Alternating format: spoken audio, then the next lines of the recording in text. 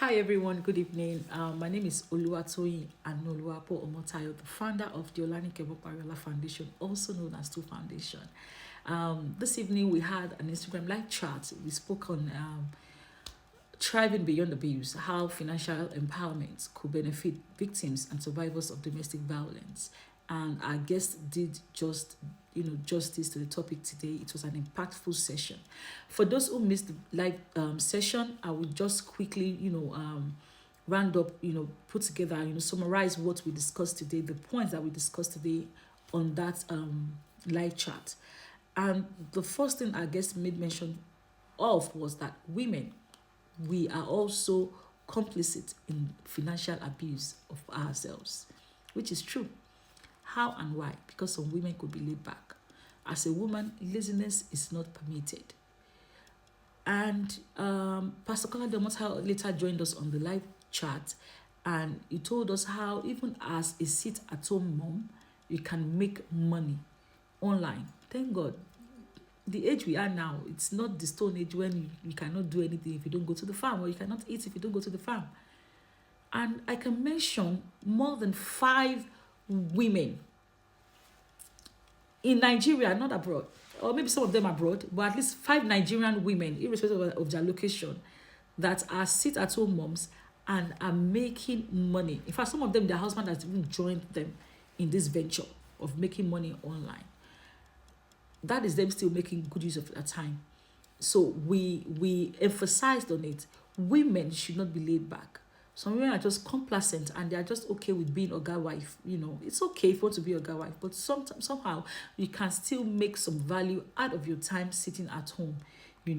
Anything could happen. We've seen victimization of widows here and there. We've seen men abandon their wives later and all that. Anything could happen. We don't pray for such. We don't wish for such. I'm sure as I'm even talking, some people are saying, God forbid it will never happen to me. Of course it won't happen to you.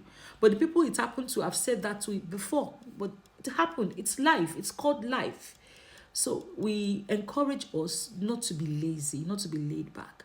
Let us find that thing that we can do that can, that can add value to us as a woman, not just in terms of any other thing, but most especially financially.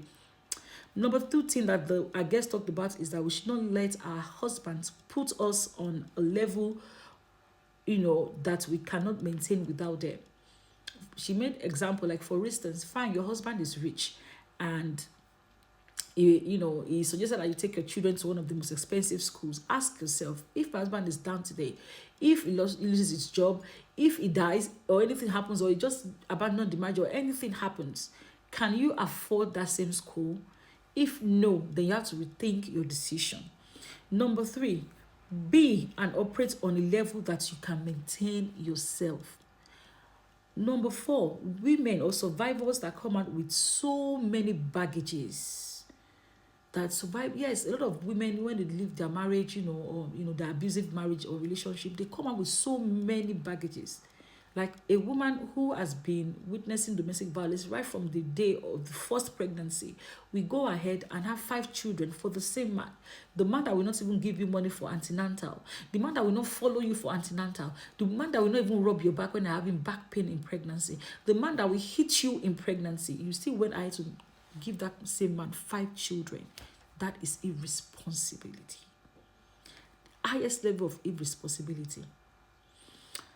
And also mingling with people based on aesthetics. It goes to mean the people we surround ourselves with. Some of us are not minding our lanes.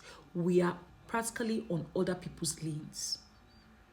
Yes, we surround ourselves with people whose realities are not our realities.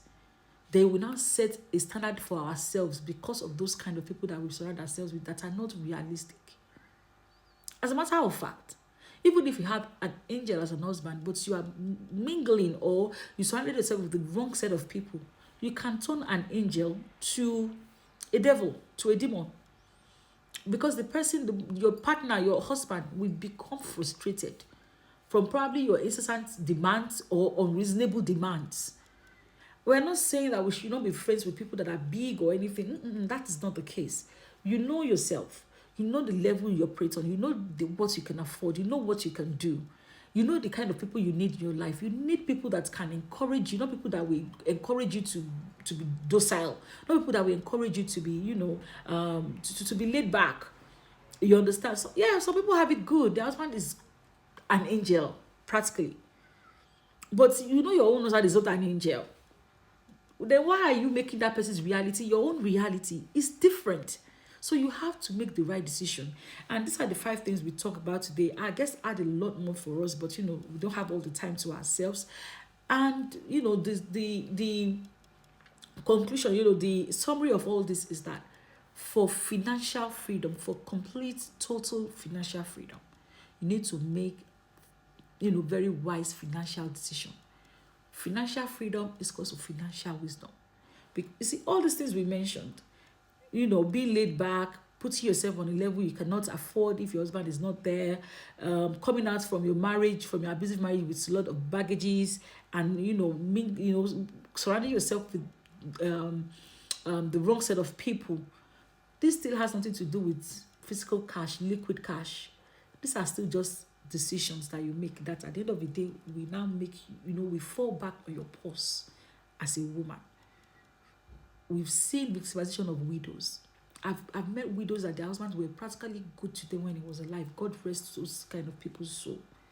But once the man is gone, unfortunately, our culture allows widow victimization. So why are you not making yourself valuable? Not just for you.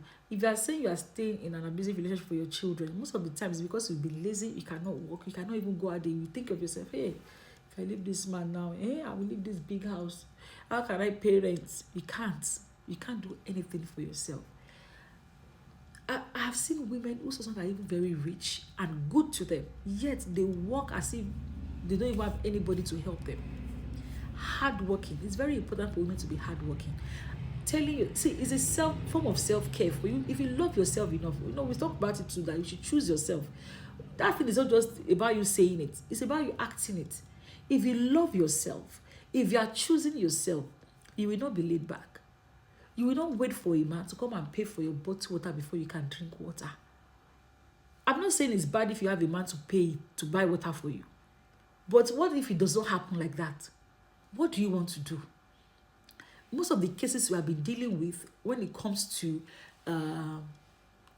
domestic violence cases, they are staying back because no money. They cannot stand. They don't have legs financially to stand at all. Their husband make all the decision. Some women, it's even as bad as that. Fine, they're not even working, but to even help their husband, to add value to that man, they can't. They are basically worthless. We shouldn't be. When God created Eve for Adam needed a support system. And God created Eve to support him, not to become a liability for him alone. They named, after Adam named all the animals, then he named Eve and he said, this is the rib of my rib, the flesh of my flesh. So don't be surprised when we say, women, you too can support your husband. Not just be a liability.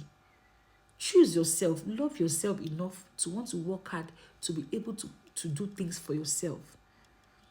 Because at the end of the day, the moment you become docile or laid back, you have submitted yourself to financial abuse, whether you like it or not. And financial abuse, you will be ripped, totally of your dignity. Nobody will respect you. Even your gate man will say, no, not tell madam. Oh. Madam, if you do anything, you forgot no day around. No bother yourself. Please, let us try as women to not just be women, and everything. Let us add, or yes, we are valuable. Do you understand? But we need to be more valuable and not make ourselves, vulnerable to financial abuse. Until our next live program, thank you for always joining us and for listening to us. See you next time. Thank you so very much. Bye.